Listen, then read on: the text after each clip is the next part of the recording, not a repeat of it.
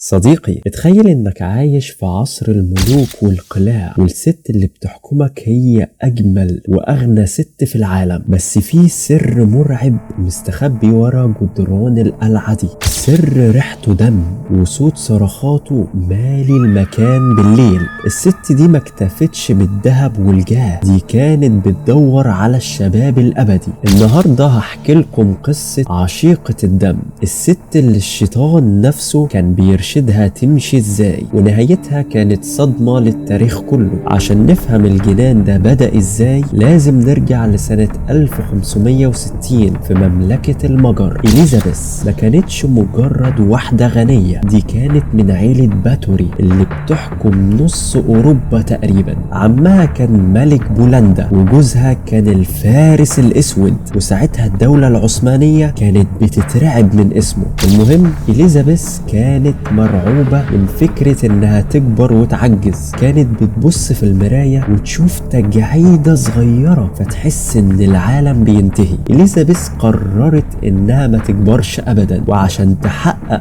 المعادلة دي استعانت بساحرة عجوزة كانت من اكبر السحرة وقتها في البلد كلها، واسمها دروسيا. وبالفعل الساحرة دي قالت لها انا مش هخليكي تكبري ابدا وهحافظ على جمالك، بس بشرط انك هتمضي على العقد الاسود وهتنفذي اللي هقولك عليه بالحرف. إليزابيث اقتنعت بكلامها عشان دي من أكبر سحرة البلد، وبيجي عندها رجال كبار السلطة ورجال الأعمال. وبالفعل إليزابيث خدت الساحرة دي وعيشتها معاها في القصر. الساحرة قالت لإليزابيث الدم هو اللي هيخليكي ما تكبريش أبدا. وقتها كان في خادمة بتسرح شعر إليزابيث، فإليزابيث قررت تعورها وأخدت دمها وحطته على ايديها. ساعتها الشيطان هيأ ليها ان الجلد بقى انعم، ومن اللحظة دي يا صديقي القلعة تحولت لمسلخ بشري. بدأت تخطف بنات الفلاحين بحجة انها هتشغلهم عندها، لكن الحقيقة اللي كانت مرعبة الروايات بتقول انها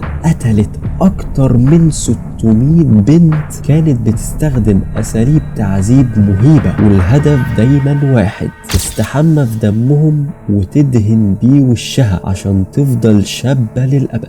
والساحرة تقول لها انت لو عاوزة جمال اكتر قدمي قرابين اكتر. وبالفعل تنفذ كلامها وتبتكر في كل مرة تعذيب وقتل بشكل مختلف، وجابت بنات اكتر واكتر. بدأت البلد تبعت شكاوي ان بناتها بيشتغلوا وبيختفوا، مش بنشوفهم خالص. بس طبعا اول ما السلطات بتعرف ان الموضوع تبع سلطة إليزابيث ما كانش بيحصل اي حاجة، والقضايا دي بتتحط على جنب وبتتقفل في ساعتها. المهم جات في مرة والساحرة بتقول لها مطلوب منك دم النبلاء، يعني أبناء القادة الكبار في الدولة. إليزابيث افتكرت إن في عهد ولازم تعمل كده عشان تفضل شابة، وبدأت تخطف بنات من النبلاء الصغيرين. اختفاء بنات العائلات الكبيرة خلى الملك ماتياس الثاني يبعت لجنة تحقيق وقوات عسكرية. في ليلة ضلمة سنة 1610 القوات هجمت على القلعة فجأة. اللي شافوه جوه كان منظر يخض: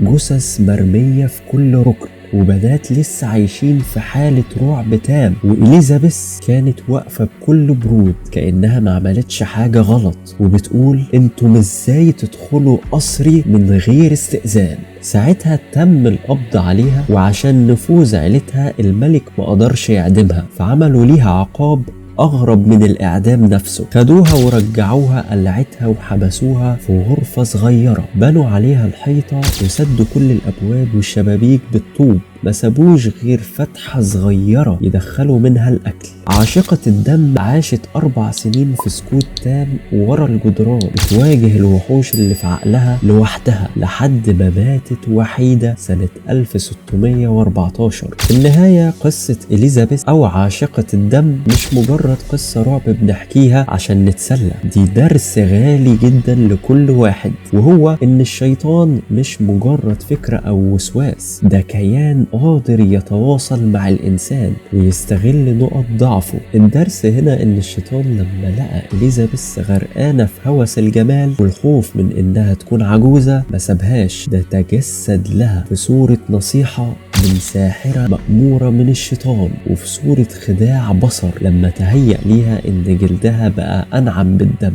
الشيطان بيعرف يتدخل في حياتك لما تفتح له الباب بظلمك أو بغرورك، وممكن يوصل بيك الحال انك تنفذ اوامره وانت فاكر انك بتخدم نفسك، وفي الحقيقة انت بتبني ابراج بايدك. والدرس التاني والاهم ان الظلم مهما طال فله نهاية. الست اللي كانت شايفة نفسها اله في قلعتها انتهى بيها الحال محبوسة بين 4 حيطان، ولا طالت جمال ولا طالت حرية، وماتت وهي بتواجه ضحاياها في خيالها كل ليلة. وعلى فكرة إليزابيث كانت بتكبر عادي جدا، بس الشيطان والسحر قادر يسحر عيونها ورؤيتها، واعرف ان مفيش اكذب من الشيطان يا صديقي. وما تنساش ان شيرك يفيد غيرك، وان سر الوصول في الصلاة على الرسول.